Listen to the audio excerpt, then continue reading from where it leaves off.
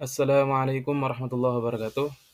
Perkenalkan nama saya Muhammad Gori Syahrul Makarim, NIM 2321011030103. Di sini saya akan mempresentasikan jurnal yang berjudul Pengertian Ruang Lingkup, Manajemen, dan Kepemimpinan Pendidikan Islam. Yang pertama yaitu ada latar belakang. Definisi dan evaluasi manajemen. Manajemen telah berkembang dari tindakan sederhana, menangani tugas menjadi proses kompleks yang melibatkan perencanaan, pengorganisasian, kepemimpinan, dan pengendalian sumber daya untuk mencapai tujuan organisasi. Istilah manajemen sendiri berasal dari bahasa Latin dan memiliki berbagai interpretasi lintas bahasa, menunjukkan sifatnya yang beragam. Lingkup manajemen. Ruang lingkup manajemen luas dan mencakup berbagai dimensi, termasuk lingkungan eksternal dan internal. Lingkungan eksternal meliputi faktor ekonomi, hukum politik, sosiokultural, teknologi, dan internasional. Sementara lingkungan eksternal berfokus pada sumber daya manusia, manajemen keuangan, fasilitas fisik, dan budaya organisasi.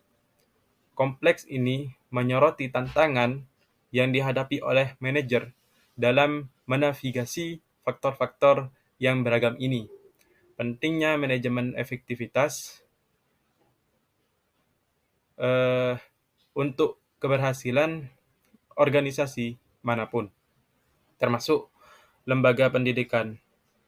Ini melibatkan tidak hanya penggunaan sumber daya yang efisien, tetapi juga kemampuan untuk memotivasi dan memimpin individu menuju pencapaian tujuan bersama. Aspek kepemimpinan dalam pendidikan Islam menekankan pentingnya membimbing dan mempengaruhi orang-orang dalam pengaturan pendidikan.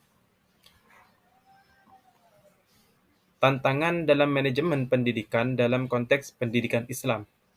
Ada tantangan unik yang muncul dari kebutuhan untuk menyelaraskan tujuan pendidikan dengan nilai-nilai dan prinsip Islam. Ini membutuhkan pemahaman yang mendalam tentang praktik manajemen dan kerangka pendidikan, di mana mereka beroperasi. Integritas elemen-elemen ini sangat penting untuk menumbuhkan lingkungan yang kondusif untuk pembelajaran dan pengembangan. Peran stakeholder, keterlibatan berbagai pemangku kepentingan, termasuk siswa, orang tua, pendidik, dan masyarakat, memainkan peran penting dalam proses manajemen. Memahami kebutuhan dan harapan mereka sangatlah penting untuk pengambilan keputusan dan alokasi sumber daya yang penting dan efektif.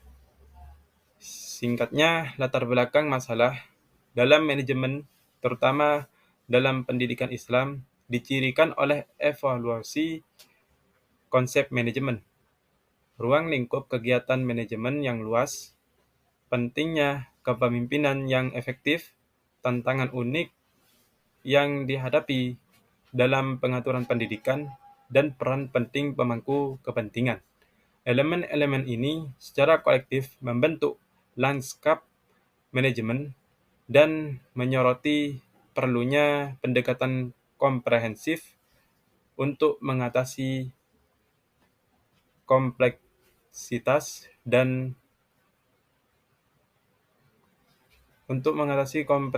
yang terlibat. Selanjutnya ada landasan teori.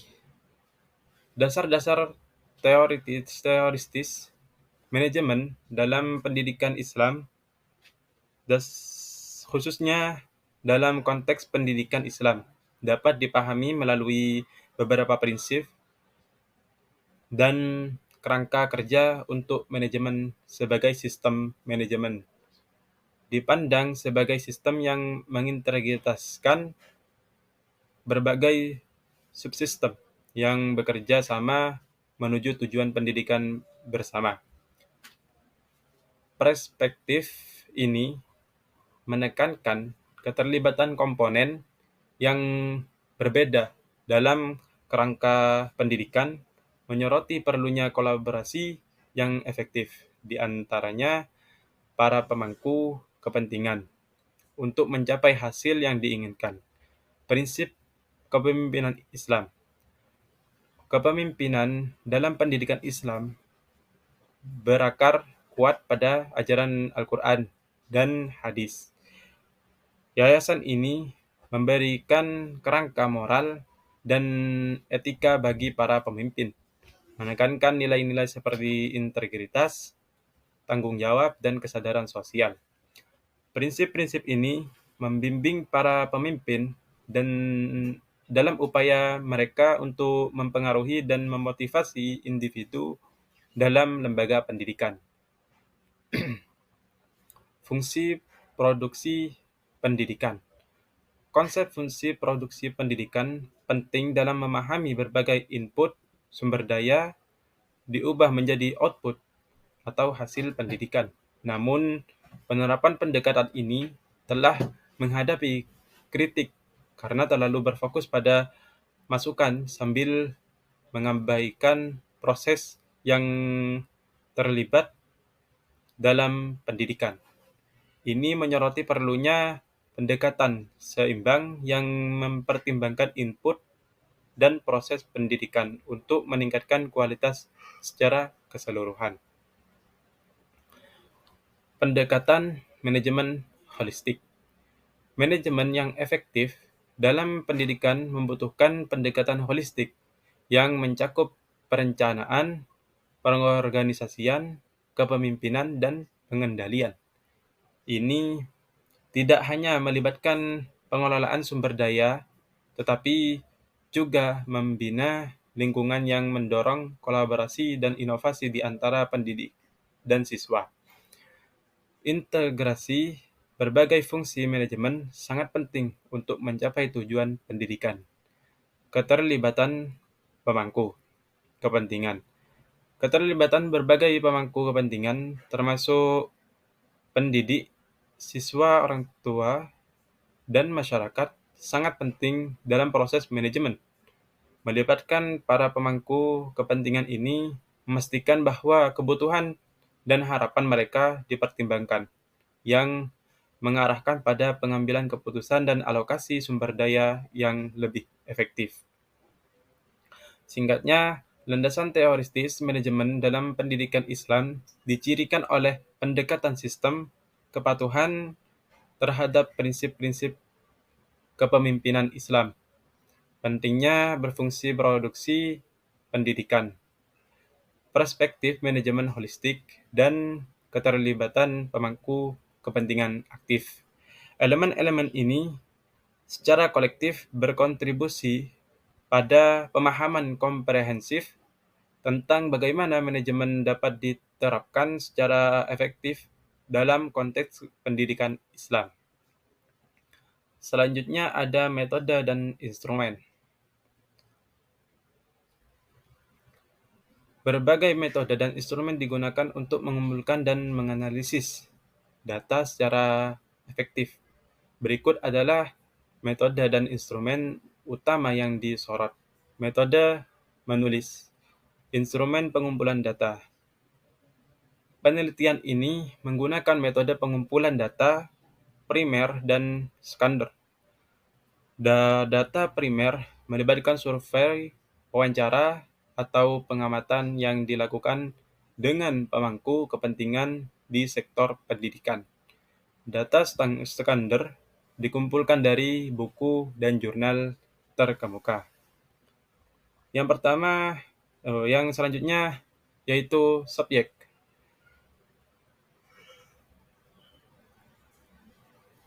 Penelitian ini meliputi subjek, peserta didik, Salah satu subjek utama dalam manajemen pendidikan dalam perspektif adalah peserta didik. Mereka adalah individu yang menerima pendidikan dan menjadi fokus utama dari semua kegiatan manajemen dalam lembaga pendidikan. Manajemen pendidikan berusaha untuk memenuhi kebutuhan dan potensi peserta didik agar dapat mencapai tujuan pendidikan secara efektif. Yang kedua yaitu pendidik. Pendidik atau guru juga merupakan bagian penting dalam penelitian ini. Mereka berperan sebagai pengajar dan pembimbing bagi peserta didik. Kualitas dan kualifikasi pendidikan sangat mempengaruhi mutu pendidikan sehingga peningkatan kompetensi mereka menjadi salah satu fokus dalam manajemen pendidikan. Yang ketiga yaitu kepala sekolah atau madrasah. Dalam lembaga pendidikan Islam, kepala sekolah atau kepala madrasah bertindak sebagai pemimpin yang sangat penting. Mereka bertanggung jawab untuk mengarahkan dan mengelola semua aspek pendidikan di lembaga tersebut. Kecerdasan dan kebijakan kepala sekolah sangat berpengaruh terhadap keberhasilan program pendidikan. Yang keempat yaitu masyarakat dan pemangku kepentingan. Masyarakat sekitar dan pemangku kepentingan lainnya juga merupakan bagian yang berperan dalam manajemen pendidikan. Hubungan antara sekolah dan masyarakat sangat penting untuk menciptakan lingkungan pendidikan yang mendukung keterangan masyarakat, dapat meningkatkan kualitas pendidikan dan memberikan dukungan yang diperlukan. Dan yang terakhir adalah sumber daya manusia dan material. Selain individu, subjek juga mencakup sumber daya manusia dan materi yang digunakan dalam proses pendidikan. Manajemen pendidikan harus mengelola semua sumber daya ini secara efektif dan efisien untuk mencapai tujuan pendidikan yang telah ditetapkan. Selanjutnya, pelaksanaan penelitian. Melakukan penelitian di bidang manajemen dan pendidikan Islam melibatkan beberapa langkah kunci dan pertimbangan. Berikut adalah beberapa aspek penting yang perlu diingat.